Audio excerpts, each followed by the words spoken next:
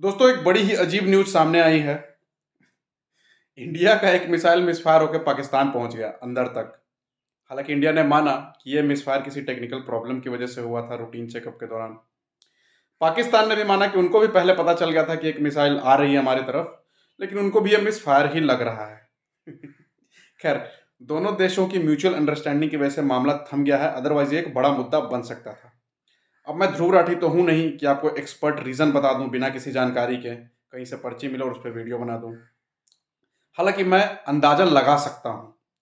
हुआ क्या होगा कि हो सकता है उस समय मिसाइल हैंडल करने वाले सैनिक रशिया और यूक्रेन की वॉर का न्यूज़ देख रहे हों, हवा में मिसाइलें उड़ती हुई देख रहे हों और एक्साइटमेंट में आके उन्होंने ये सोचा हो कि अपना भी जो मिसाइल है उसको भी एक बार टेस्ट किया जाए, इतनी ऊंची उड़ सकता है कि नहीं, वक्त पे काम आ सकता है कि नहीं।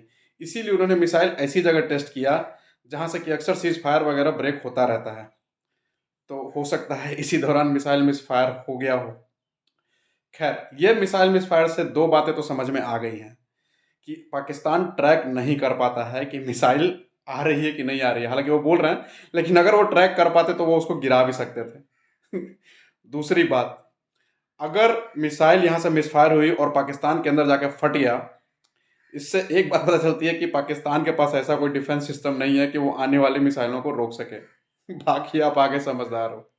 धन्यवाद।